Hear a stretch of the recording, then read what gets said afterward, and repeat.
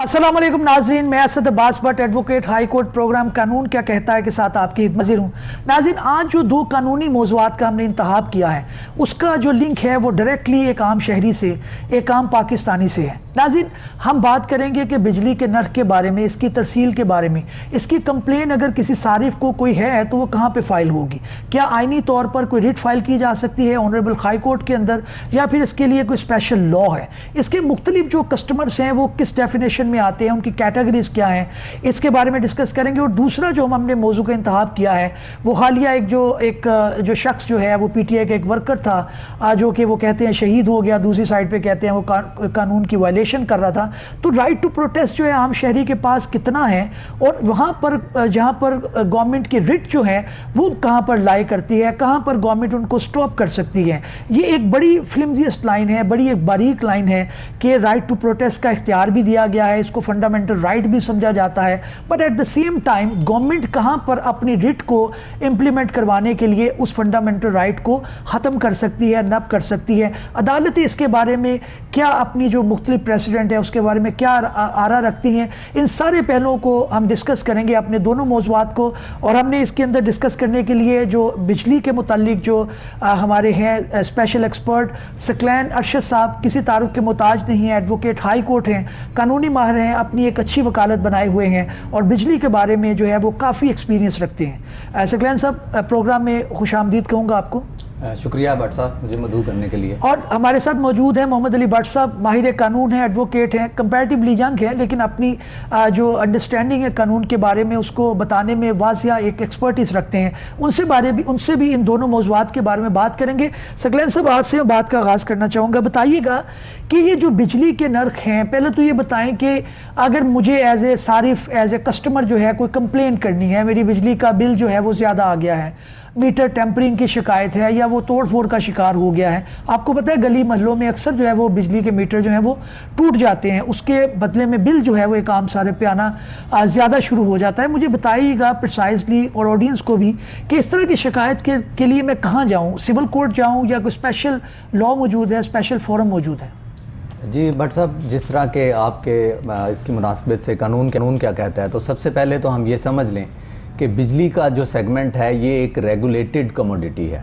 ऐसा नहीं है कि कोई भी बंदा खुद ही बिजली बनाए और खुद ही नेशनल ग्रिड में दे दे और आगे कंज्यूमर्स को बेचना शुरू कर दे। इसके लिए जो प्राइमरी लॉ है वो है नेपरा एक्ट 1997, जो कहता है कि अगर किसी भी जनरेटर ने बिजली जनरेट करनी है तो उसने पहले उसका नेपरा से लाइसेंस लेना है। अच्छा, लाइसेंस लेने के अलावा जो दूसरी मेन एस्पेक्ट है वो है टैरिफ, कि बिजली जब कोई भी जनरेटर बनाएगा तो वो किन नरखों पे बेचेगा। जिस तरह के आपने सवाल किया कि बाज़ औक़ात नरखों का मसला हो जाता है, बाज़ औक़ात मीटर में टेम्परिंग हो जाती है, बाज़ औक़ात उसका मीटर का डिस्प्ले वॉश हो जाता है, तो इस सारे जो मामलात हैं ये स्ट्रक्चर्ड तरीके से चलते हैं और इनके लिए अलहदा से रूल्स एंड रेगुलेशंस मौजूद हैं। ऑलराइट। सो जब नेपरा से एक जनरेटर लाइसेंस लेता है तो वो फिर बिजली बेचता है डिस्ट्रीब्यूशन कंपनी को।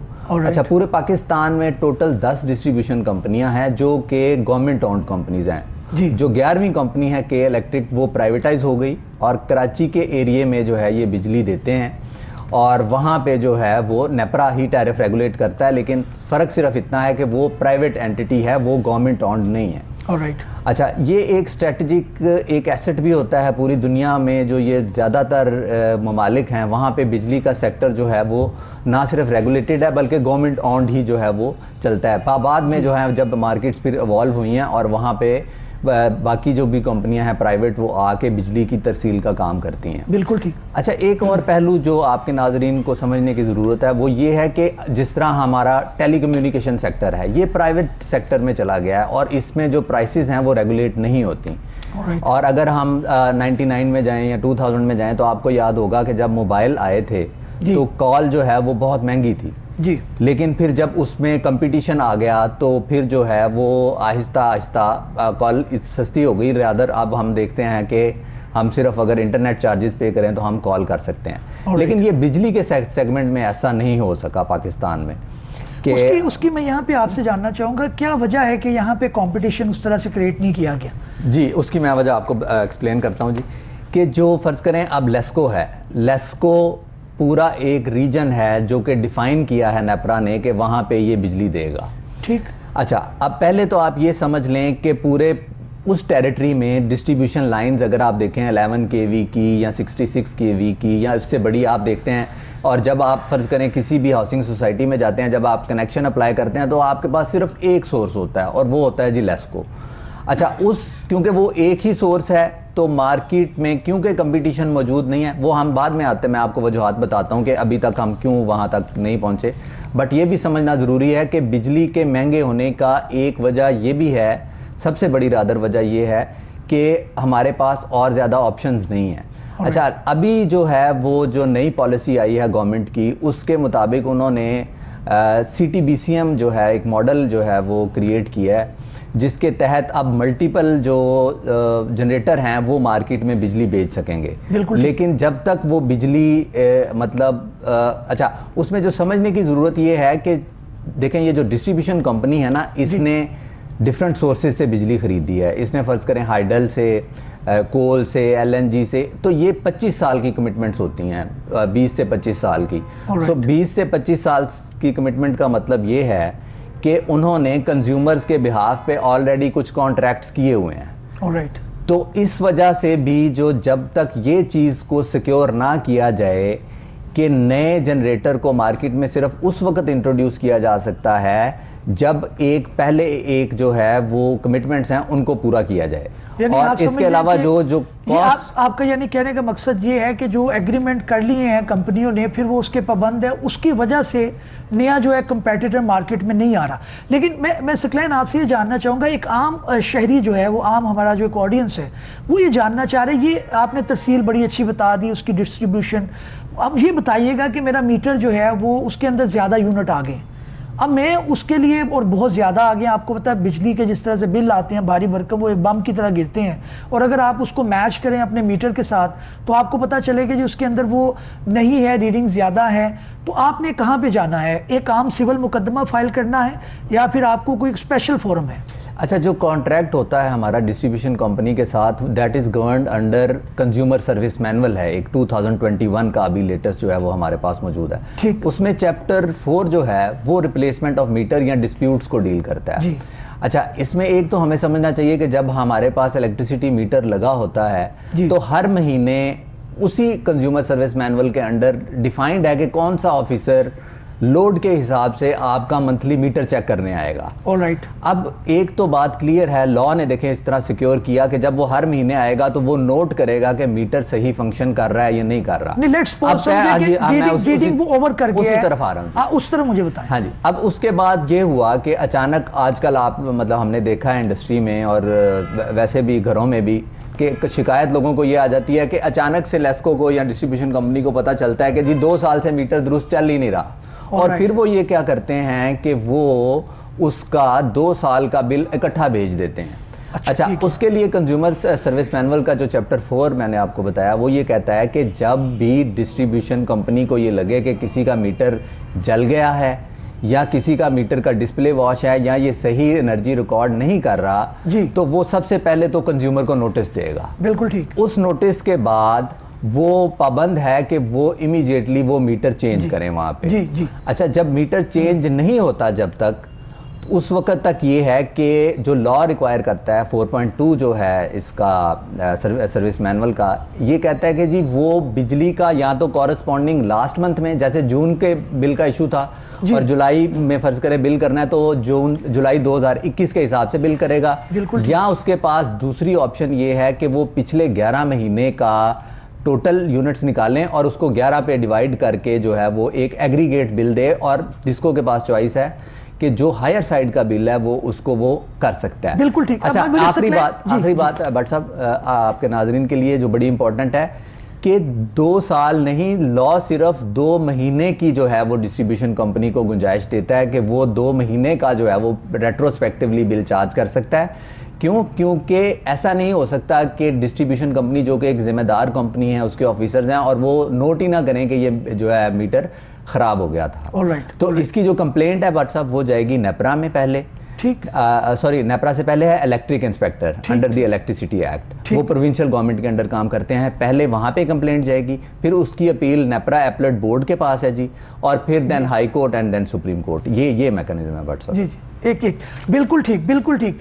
अब मैं मोहम्मद अली साहब आपकी तरफ आना चाहूँगा। आप भी हाई कोर्ट के अंदर पेश होते रहते हैं और आप इन मामलात को देखते हैं, थोड़ा सा हमें बताइएगा, क्या बिजली के मामलात के अंदर एक सारिफ जो है वो हाई कोर्ट के अंदर कोई रिट पिटिशन फाइल कर सकता है?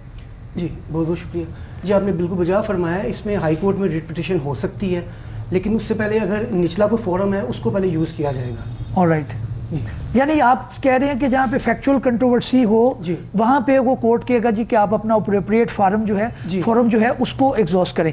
सकलैन मैं आपकी तरफ दोबारा आऊँगा। मुझे अब ये बताएं कि ये हाउसिंग सोसाइटी आपको पता है प्लान्ड हो जाती हैं, वहाँ पे जो डेवलपर्स हैं वो अपनी कटिंग भी कर लेते हैं, डीमार्केशन भी हो जाती है, लोगों को बुनियादी सहूलियात वहाँ पे फराहम नहीं हो पाती। सुई गैस का तो ओवरऑल इशू पूरे मुल्क के अंदर है, बिजली के अंदर भी वो बेचारे जो वहाँ पे रहते हैं उनको पता चलता है कि उनको सोसाइटी से बिजली लेना पड़ रही है। आप जो है बेशुमार सोसाइटीज़ का नाम ले सकते हैं जो मैं शायद नहीं लेना चाहता यहाँ पे, लेकिन आपको पता है कि वहाँ पे सोसाइटी खुद जो है वो टेम्प्रेरी कनेक्शन लगा के और अपने लोगों को वहाँ पे जो है वो बिजली फराहम करती है, जो कि बहुत महंगे दामों होती है।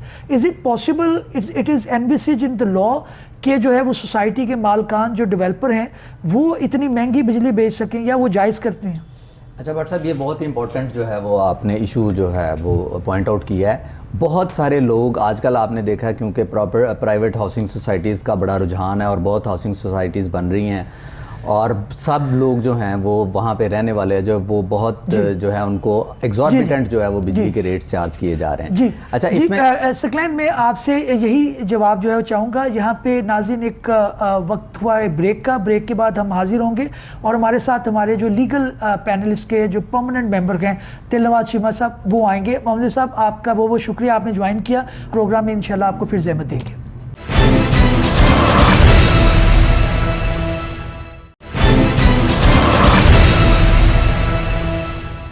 वेलकम बैक नाज़रीन। बात का आगाज़ वहीं से करेंगे जहां पे छोड़ा था, लेकिन अभी हमें ज्वाइन किया है दिलनवाज चीमा साहब ने। एडवोकेट हाई कोर्ट है, माहिर कानून है, हमारे पैनल का परमानेंट हिस्सा है और अपनी आरा से हमें आगाह करते रहते हैं और हमारे नाज़रीन को कानून के बारे में बेशुमार आगाही देते रहते हैं। सकलैन साहब मैं आपकी तरफ आना चाहूँगा। ब्रेक से पहले मैं आपसे डिस्कस कर रहा था कि सोसाइटीज़ के अंदर प्लॉट तो मिल गया एक सारिफ को, उसने घर भी कंस्ट्रक्ट कर लिया, अब उसके ऊपर उसको गैस भी चाहिए, उसके ऊपर उसको बिजली चाहिए, और गैस चले ठीक है क्योंकि आज हमारा मौजू बिजली है, तो उसको बेचारे को एक बहुत महंगी बिजली हासिल करना पड़ती है, उसके पास ऑप्शन नहीं होती, वो सोसाइटी से लेता है बिजली, और जो कि बहुत महंगी होती है, बहुत ज़्यादा जो है वो हमारे नाज़रीन भी इस चीज़ को देख रहे होंगे जो सोसाइटीज़ में रहते हैं। तो बताएं ये क्या जायज़ है और इसका क्या सोल्यूशन है? जी भट्ट साहब, जिस तरह मैं अर्ज़ कर रहा था कि बिजली क्योंकि एक रेगुलेटेड कमोडिटी है, इसलिए इसका जब तक नेपरा टैरिफ अप्रूव नहीं करता कोई भी डिस्ट्रीब्यूशन कंपनी जो है वो टैरिफ चार्ज नहीं कर सकती। यानी कि जो लॉ की रिक्वायरमेंट वो ये है कि ना सिर्फ नेपरा डिटर्मिन करती है बल्कि फेडरल गवर्नमेंट उस टैरिफ को नोटिफाई करती है। उसके बाद मिसाल के तौर पे जिस तरह आपने कहा कि हम किसी ख़ास सोसाइटी का नहीं कहते, फ़र्ज़ करें XYZ सोसाइटी जो भी आज के दिन अपने नाम से बिल जनरेट करती है और वो नेपरा से अगर टैरिफ अप्रूव नहीं है तो वो एक इलीगल एक्टिविटी है।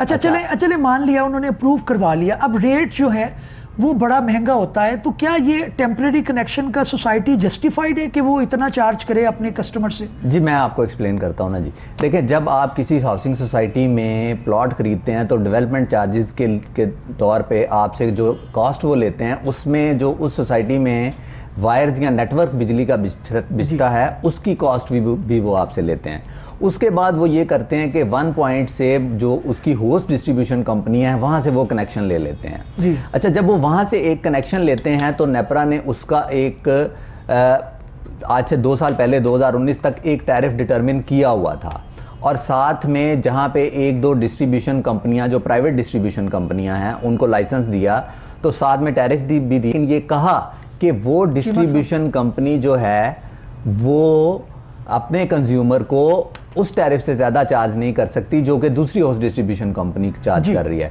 यानी कि फ़र्ज़ करें अगर आप एक सोसाइटी में रहते हैं तो और साथ वाली सोसाइटी जो दीवार के पार सोसाइटी है वहाँ पे बिजली मिल रही है 25 रुपये और आपको मिल रही है 35 रुपये, तो ये पॉसिबल नहीं है जी। तो जब वो 1 पॉइंट पे बिजली खरीदते हैं और आगे जब रीसेल करते हैं तो उसको जो है जो ऐड करते हैं तो वो सिर्फ अपनी ऑपरेशन एंड मेंटेनेंस या मिनिमल जो कॉस्ट है जी। वो सिर्फ ऐड कर सकते हैं। यानी कि अगर फर्ज करें 30 रुपए का यूनिट मिल रहा है एक अप्रूव्ड सोसाइटी में या जहाँ पे टैरिफ नोटिफाई किया हुआ है, तो दूसरी सोसाइटी में 31 या 32 रुपए होना चाहिए। बिल्कुल ठीक। सकलैन साहब, दिलनवाज चीमा साहब, मैं आपकी तरफ बढ़ना चाहूँगा। ये बुनियादी एक कॉमोडिटी है, इसके बगैर गुजारा नहीं है। दुनिया कहाँ से कहाँ चली गई है। हम अभी तक लोड शेडिंग, टैरिफ की जो है वो बढ़ जाना, कम होना, एक आम जो शहरी है वो जानना चाहता है कि कानून उसको इसके बारे में क्या प्रोटेक्शन देता है, क्या ये जस्टिफाइड है। अभी आज भी एक अनाउंसमेंट आई है कि जी IMF की कुछ शराइत को मान लिया गया और आज फिर जो है कोई 3.40 के करीब जो है वो एक इजाफी सरचार्ज लगाया जाएगा, जो कि पहले कुछ कम था। तो अब ये फिर यूनिट एक महंगा हो जाएगा। क्या कोर्ट में इस चीज़ को चैलेंज किया जा सकता है?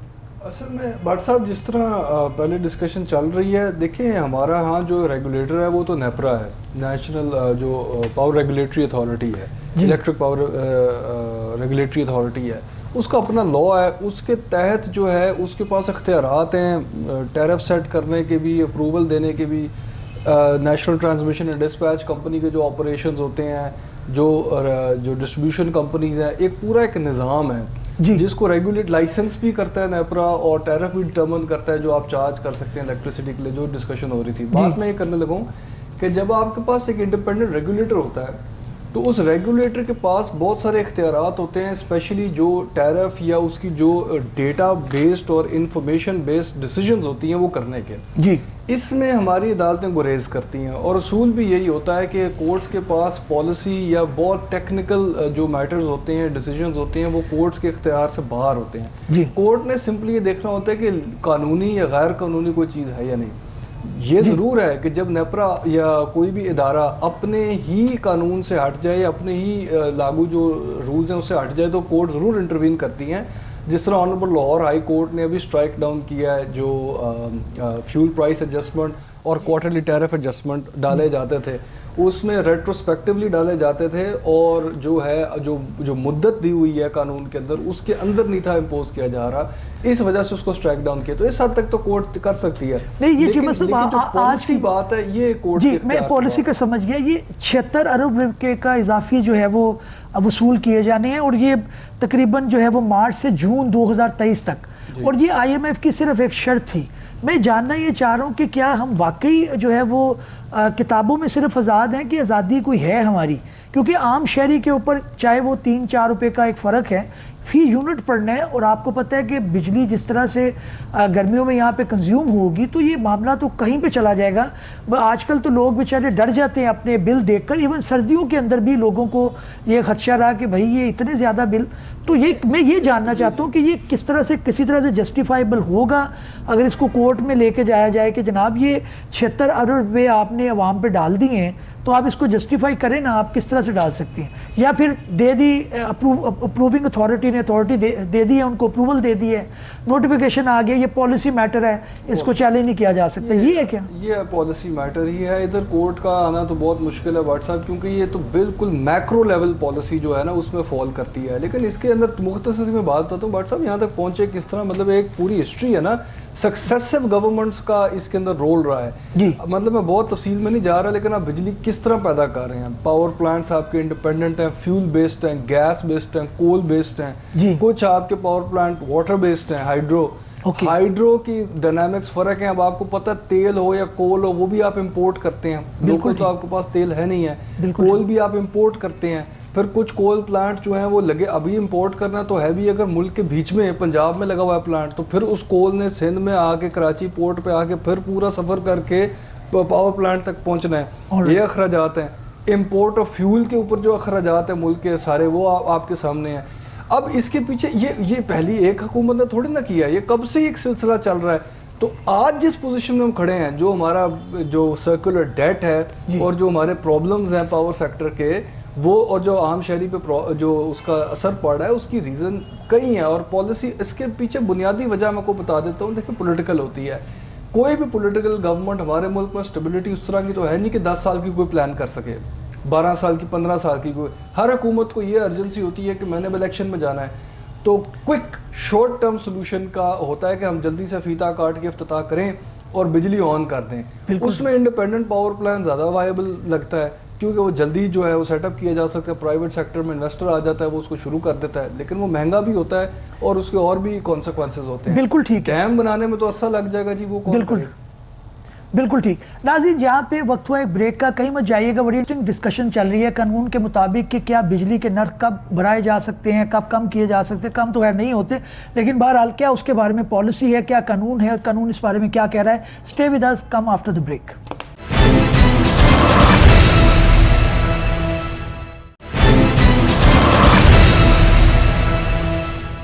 वेलकम बैक नाजरीन। बात का आगाज़ वहीं से करेंगे जहाँ से छोड़ा था। दिलनवाज चीमा साहब और सकलैन साहब, दोनों से मैं आपसे बारी बारी ये पूछना चाहूँगा। पहले सकलैन साहब आपसे, क्या आप ये बताएं कि ये इंटरनेशनली भी हम सुनते हैं, जो हमारे रिलेटिव, हमारे दोस्त जो है मुल्क से बाहर रहते हैं, वो कहते हैं कि जहाँ पे वो रहते हैं वहाँ पे अगर 2 मिनट के लिए भी लाइट जानी है या लोड शेडिंग होनी है तो उसके लिए कई दिनों पहले जो है आगाह किया जाता है कि भाई आप अपने काम जो है वो सिमेट लें, आपने बाकी जो चीज़ें करनी हैं। हम एक एटॉमिक एनर्जी हैं, यहाँ पर बताए बगैर गैर एलानिया लोड शेडिंग, कई बार तो इस तरह का भी हुआ कि सारा सारा दिन पूरे मुल्क के अंदर नहीं आई। तो इसके बारे में कानून कोई प्रोटेक्शन देता है, कोई मैकेनिज्म है? सकलैन साहब बताइएगा। अच्छा बट साहब, आगे चलने से पहले जो पिछली हमारी गुफ्तगू थी हाउसिंग सोसाइटीज़ के लिए, उसका एक जो करेक्टिव मैयर जो है वो ये लिया जा सकता है कि नेपरा इस सेक्टर को जो है वो रेगुलेट करे by defining an a tariff for that category. यानी कि जो जे टैरिफ पहले मौजूद था सिंगल पॉइंट पे जहाँ पे हाउसिंग सोसाइटी ले रही है, वहाँ पे जो है वो एक टैरिफ बनाएं और उससे आगे जो ऑपरेशन एंड मेंटेनेंस है, थोड़ा सा एक्सप्लेन कीजिएगा नाज़रीन को, इससे क्या मुराद है, क्योंकि टेक्निकल थोड़ी डिस्कशन हो जाएगी। मैं चाहता हूँ कि आम ऑडियंस भी इसको अंडरस्टैंड कर सके। हाँ जी, देखें, जिस तरह जब कोई भी, जैसा कि सोलर से अगर बिजली बनती है तो उस सोलर का पावर प्लांट लगाने के लिए कुछ कॉस्ट हैं, जैसे उसकी एक ईपीसी कॉस्ट है, इंश्योरेंस कॉस्ट है, उसकी ऑपरेशन कॉस्ट है। उन सारी कॉस्ट को मद्देनज़र रखते हुए नेपरा एक पर यूनिट निकालती है। अच्छा, डिफरेंट टेक्नोलॉजी पे जो है ये डिफरेंट रेट्स हैं। जैसे हाइडल में आज के दिन भी हमारी बहुत सस्ती बिजली भी मौजूद है, और अब जो अगर नए पावर प्लांट लग रहे हैं तो वो कुछ महंगे हैं। कोल की या एलएनजी की उस तरह बिजली थोड़ी सी महंगी है। तो समझने की ज़रूरत ये है कि जो डिस्ट्रीब्यूशन कंपनी बिजली ख़रीद रही होती है वो पूरे पाकिस्तान से डिफरेंट जो है वो सेगमेंट से या डिफरेंट जगह से खरीदती है। आप फ़र्ज़ करें अगर 4 सोर्सेज से उसने बिजली ख़रीदी है, एक से 16 रुपये, एक से 10 रुपये, एक से 8 रुपये, तो जो पूरे पाकिस्तान में टैरिफ निकलेगा उसको बास्केट प्राइस कहते हैं। उसका जो एग्रीगेट प्राइस बनेगी वो पूरे पाकिस्तान में चार्ज की जाएगी। ठीक। अब इसी तरह जब डिस्ट्रीब्यूशन कंपनी लेस्को जो है वो जब आगे कंज्यूमर्स को बिजली चार्ज करती है तो उसमें अगेन एक कैटेगराइजेशन है, यानी कि इंडस्ट्रियल कंज्यूमर के लिए और रेट है, कमर्शियल के लिए और है, घरों के लिए हमारे आपने देखा और रेट है, और एग्रीकल्चर सेक्टर जो है ये जो है उसके लिए और रेट्स हैं।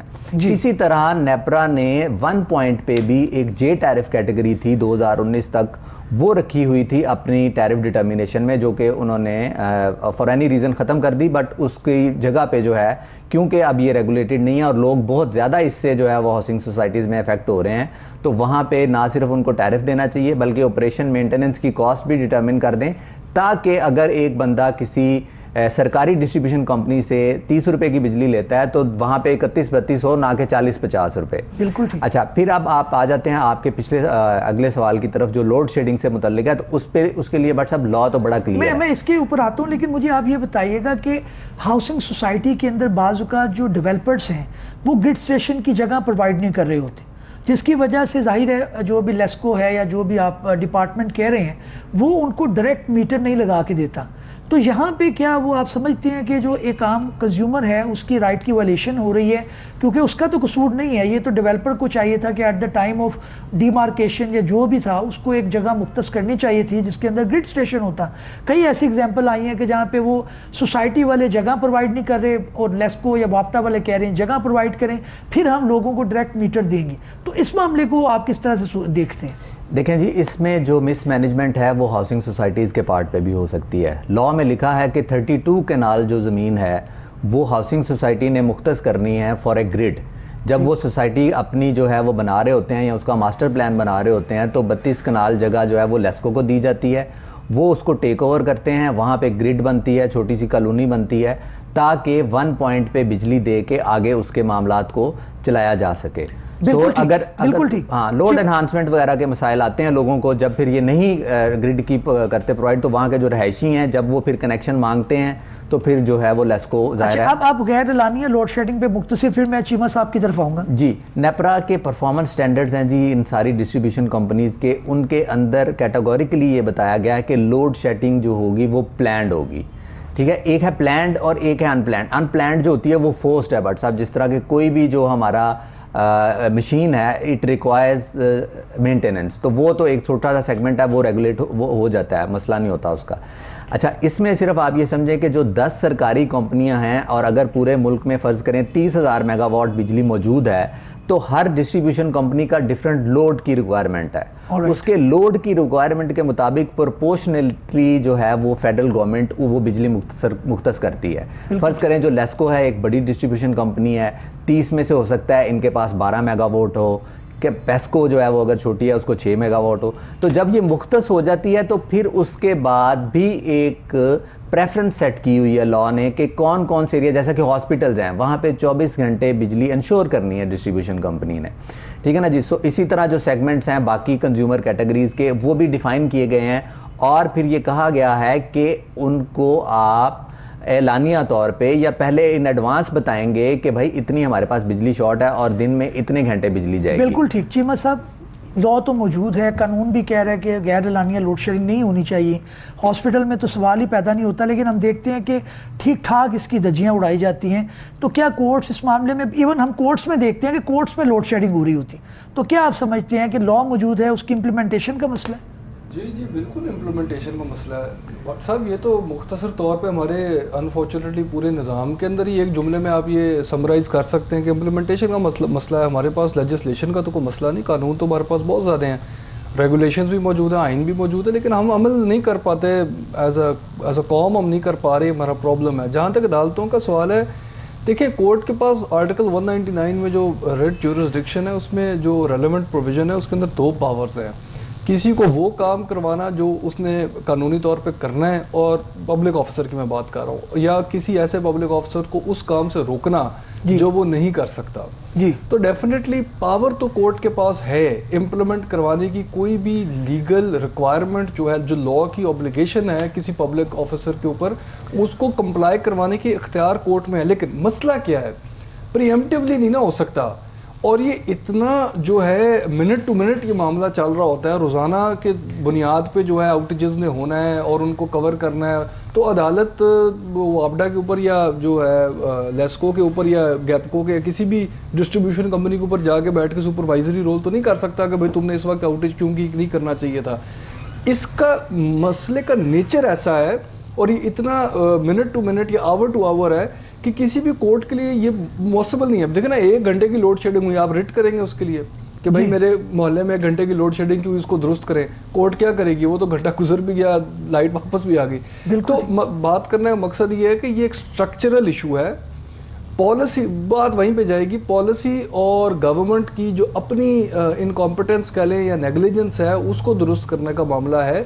उस पर मुमकिन है कि court, superior court, supreme court भी बहुत, अगर आप हाई लेवल पे समझते हैं कोई डायरेक्शंस पास करने की ज़रूरत है 184(3) की पावर एक्सरसाइज करते हुए या कोई और पावर एक्सरसाइज करते हुए या पैलेट पावर एक्सरसाइज करते हुए, तो वो गवर्नमेंट सेक्टर को या पब्लिक सेक्टर को डायरेक्शंस पास कर सकती है। लेकिन that will have to be general, और वो उसको देखते हुए हो सकता है कोई अपॉइंटमेंट्स या ओगरा चेयरमैन की अपॉइंटमेंट भी आपको पता केस हुआ था, उनको चेंज किया गया, या नेपरा की कॉन्स्टिट्यूशन के मुतल्लिक़ कई केसेस सुप्रीम कोर्ट तक पहुँचे हैं, या किसी इस तरह के पॉलिसी मैटर की हद तक जो कानून से, पॉलिसी भी अगर कानून के ख़िलाफ़ हो तो उसको देखा जा सकता है। इस लेवल पे लॉन्ग टर्म या हाई जो पब्लिक इंटरेस्ट के इश्यूज़ हैं, इस पे तो कोर्ट कोई डायरेक्शन पास कर सकती है, लेकिन ये minute to minute, hour to hour तो मुमकिन नहीं है ना जी। चीमा साहब, एक जो अभी नाज़रीन भी जानना चाह रहे होंगे, हम बैंकिंग सेक्टर देखते हैं, वहाँ पे अगर ATM की सर्विसेज होनी है तो पहले इंटीमेट किया जाता है, एक प्राइवेट सेक्टर है। हम देखते हैं कि जैसे सेलुलर कंपनी है, मोबाइल फ़ोन है, इसके अंदर तो इस तरह की लोड शेडिंग नहीं होती। आपने देखा है कभी कि कोई सर्विसेज जो है वो इस वजह से बंद हो रही हैं कि उसकी जो बहुत ज़्यादा गैर लानिया लोड शेडिंग हो रही है या अवेलेबिलिटी नहीं है? तो मेरा सवाल ये है कि प्राइवेट सेक्टर जब इम्प्रूव कर सकता है इतना, तो इन कंपनीज़ को फिर जो सेक्शन 42 के तहत गालबन बनी है, जो कि आपको इसके पता है अंदर के जी गवर्नमेंट भी इन्वॉल्व है लेकिन प्राइवेट सेक्टर भी मौजूद है, तो इसके अंदर इस्लाह का पहलू क्यों नहीं आ सकता? अगर कंपटीशन आप समझते हैं कि होना चाहिए, या किस तरह से इसका सोल्यूशन हो? बट सब देखिए, हमारे मुल्क में प्राइवेट सेक्टर की जो है ना रेगुलेशन इलेक्ट्रिसिटी की या डिस्ट्रीब्यूशन की हद तक एक तजुर्बा है। कराची में के इलेक्ट्रिक जो है वो एक प्राइवेट ऑर्गेनाइजेशन है जी, जो ऑपरेट कर रही है और उसको सर्विसेज प्रोवाइड कर रही है। लेकिन प्रॉब्लम तो वहाँ पे भी है। मैं यही अर्ज करने लगा था, लेकिन वो हमारे पास we have that experiment experience in front of us. तो वहाँ मैं तो कराची का खैर रहने वाला नहीं हूँ, लेकिन ज़ाहिर है हमें पता है जो हालात हैं। तो वहाँ पे भी अनफॉर्चुनेटली वो तो बिल्कुल, मतलब ये तो नहीं है कि मामला बिल्कुल बरक्स है, उधर भी बहुत सारे प्रॉब्लम्स चल रहे हैं। नो डाउट उसमें एक रीज़न है कि वो ऑपरेट तो इसी मुल्क में कर रहे हैं, they are still connected to the grid, और वो सारे उनके जो हैं वो मामला तो साथ पाकिस्तान के बाकी इदारों के साथ ही चल रहे हैं, तो वो चीज़ें कैरी ओवर कर जाती हैं। बिल्कुल ठीक, लेकिन बिल्कुल ठीक। देखने में ऑपरेशनल लेवल पे भी आप देखेंगे तो प्रॉब्लम्स और चैलेंजेस मौजूद हैं।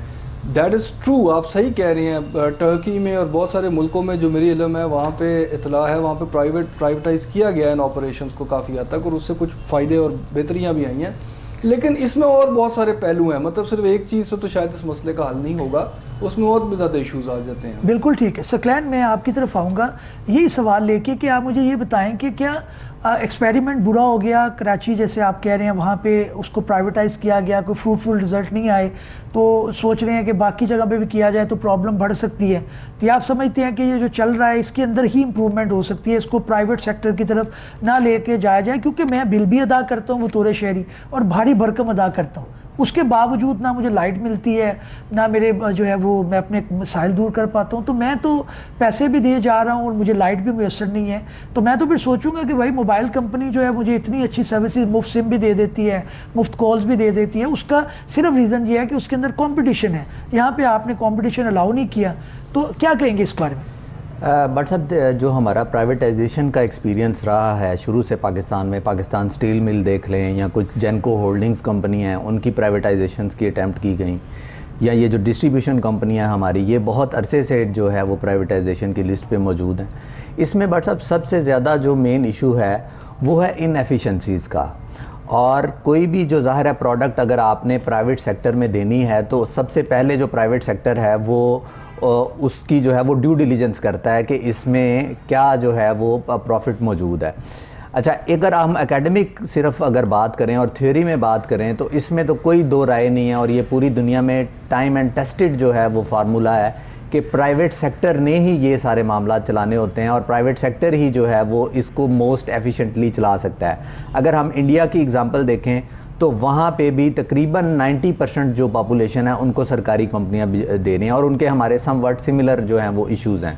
जहाँ पे प्राइवेट कंपनियाँ हैं कराची में वो अच्छा परफॉर्म कर रही है। आप यहाँ पे देखें कि के इलेक्ट्रिक का जो लॉसेस थे 36% थे जब वो आई थी। लॉसेस का मतलब होता है कि अगर आपने 100 यूनिट बेचे हैं तो आपने 66 यूनिट जो है उनकी पैसे रिकवर हुए हैं, और 36% जो हैं या वो टेक्निकली लूज़ हो गए हैं या वो चोरी हो गए हैं।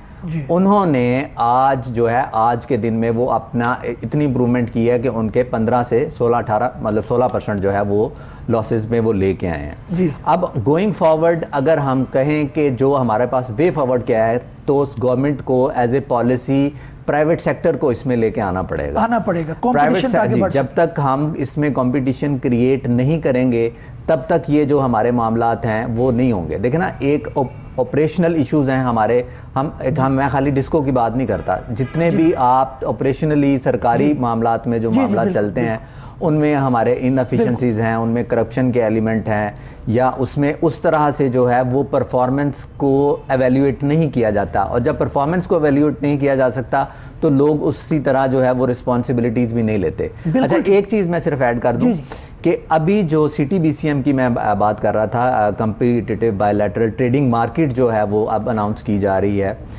उसमें ये बिल्कुल है कि जब वो इम्प्लीमेंट हो जाएगी, लेकिन वो सिर्फ अभी इंडस्ट्री के लिए इम्प्लीमेंट हो रही है। 1 मेगावाट से जो अबव कंज्यूमर्स होंगे उनके पास ये ऑप्शन होगी कि वो मार्केट में जो जनरेटर हैं या जो ट्रेडर हैं उनसे वो डायरेक्टली बिजली लेंगे और वो बिजली फ़र्ज़ करें वहाँ से लेंगे तो उसको व्हील करेंगे थ्रू यूज़ ऑफ सिस्टम।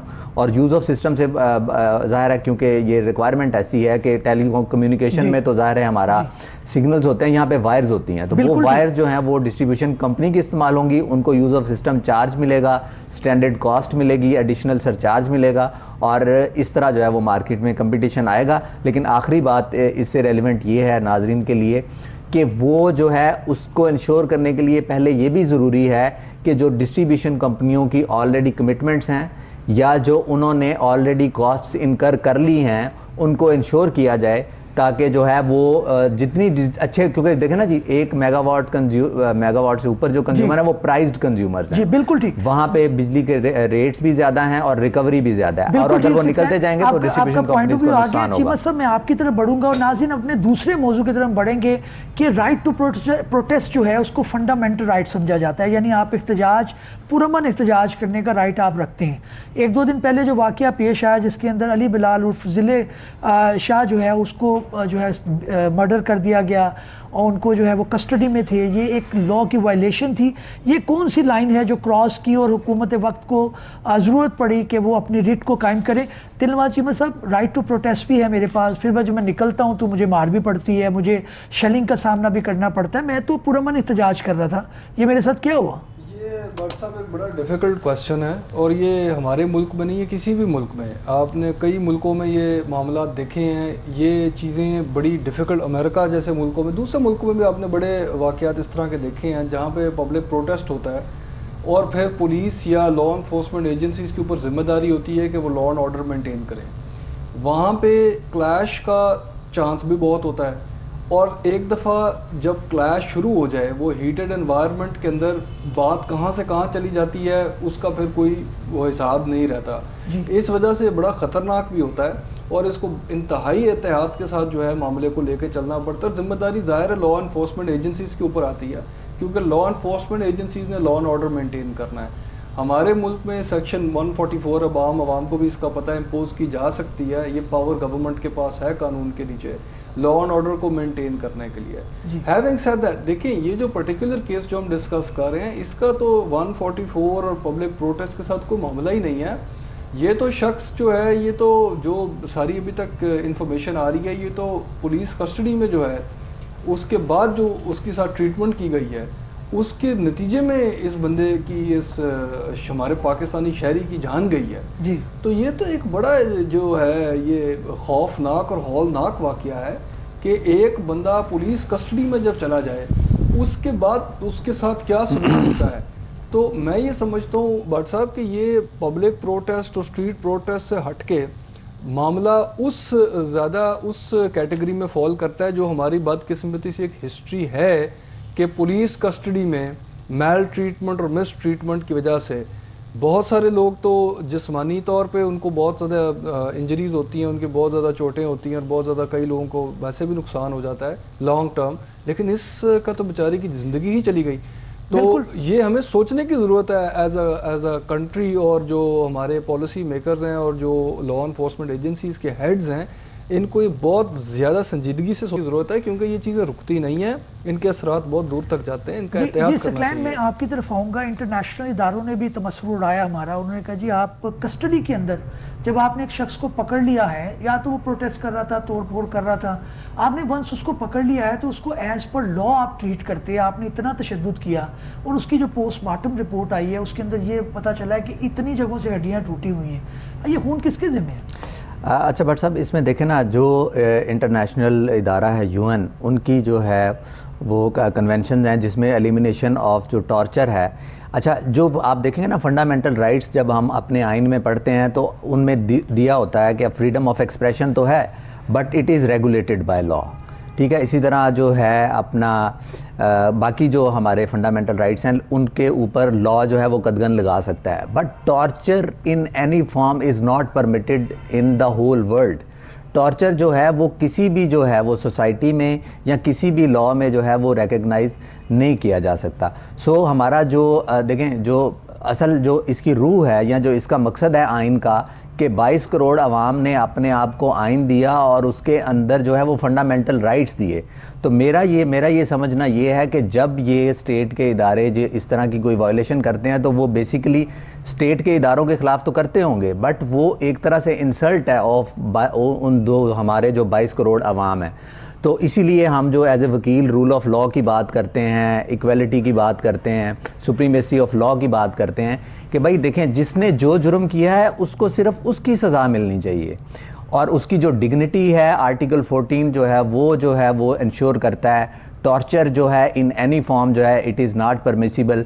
तो बहरहाल ये जो है कि हमें इसको सोचना पड़ेगा कि anyone who is जो भी उसका जुर्म है he has the right to be treated in accordance with law। In accordance with law Saqlain साहब बता रहे थे। दिलनवाज चीमा साहब, बात ये है कि मैं क्या आपकी किताबों को करूं, आपके कानून को क्या करूं, आपके आइन, मुझे तो प्रोटेक्शन नहीं मिली। मुझे तो वैसे लॉ के अंदर प्रोटेक्शन थी क्योंकि वो जो अली बिलाल उर्फ जिले शाह है उसका मेंटली जो है कहा जाता है कि वो रिटार्डेड था, थोड़ा उसका ये प्रॉब्लम था। तो अब मुझे आप ये बताएं कि FIR भी आपने काट दी। जो हुकूमत वक्त होगी, मैं ये नहीं कहता, जो पार्टी होती है वो यही करती है कि जब वो हुकूमत में है तो वो इस तरह के हथकंडे इस्तेमाल करके दूसरी पार्टियों पे FIR, जो अभी ऑपोजिशन में है पहले ये वो करते रहे, अब जो गवर्नमेंट के अंदर है उनके साथ ऑपोजिशन में ये होता रहा। तो आप मुझे ये बताएं कि कानून की पासदारी कहाँ पे नजर आती है? आम आवाम जो है वो बेचारी उसको बेवकूफ़ बनाया जाता है हर बार। ये हमारा बदकिस्मती सी एक प्रॉब्लम है बट साहब हमारे मुल्क में। ये पहला केस तो नहीं है, अभी कुछ अर्सा पहले एक और इस तरह का केस हुआ था, उसका भी सुना है। जो वो था जवान था उसका भी ज़हनी तवाज़ुन का कोई था, ATM का जो मामला हुआ था, फिर उसको भी पुलिस कस्टडी के अंदर जो है इतनी ज़्यादा जो है मैल ट्रीटमेंट और तशद्दुद की वजह से वो उसकी भी जान गई। देखें भट्ट साहब, बुनियादी तौर पे आपका पहला जो नुक्ता था उसको थोड़ा सा वजाहत कर दें। देखें जहाँ तक प्योरली टेक्निकल लीगल बात है वो थोड़ी सी बता देता हूँ। देखें फंडामेंटल राइट जो प्रोटेस्ट का है वो आपका है, लेकिन जिस तरह सकलैन साहब ने कहा, देखें हर अनलिमिटेड तो फंडामेंटल राइट्स नहीं होते ना, उसकी कोई लिमिट होती है। तो right to protest has to be balanced with law and order. हुकूमत ने लॉ एंड ऑर्डर भी मेंटेन करनी है, तो ये कंपीटिंग फंडामेंटल राइट्स है। बिल्कुल ठीक है, हुकूमत ने लॉ एंड ऑर्डर भी मेंटेन करने हैं, ये कहना था दिलनवाज चीमा साहब का। नाज़रीन, हमने दोनों मौज़ूआत पे डिस्कशन की और बताने की कोशिश की कि कानूनी तौर पर आपको क्या क्या राइट्स अवेलेबल हैं। ये डिस्कशन कई सालों से चली आ रही हैं और शायद कई अगले सालों तक चलती रहे, लेकिन एक बात हमें माननी पड़ती है कि कानून की इंफॉर्मेशन जितनी ज़्यादा हो शायद उतनी ही कम है, क्योंकि नहीं पता चलता कि ज़िंदगी में कब किसी कानूनी इंफॉर्मेशन की ज़रूरत पड़ जाए और आप उस इंफॉर्मेशन की बुनियाद के ऊपर अपने मसले का हल करते रहें। तो नाज़रीन, प्रोग्राम कानून क्या कहता है देखते रहिएगा। अगले एपिसोड में किसी नए टॉपिक के साथ आपकी खिदमत में हाजिर होंगे। तब तक के लिए इजाज़त दीजिए। अल्लाह हाफिज़।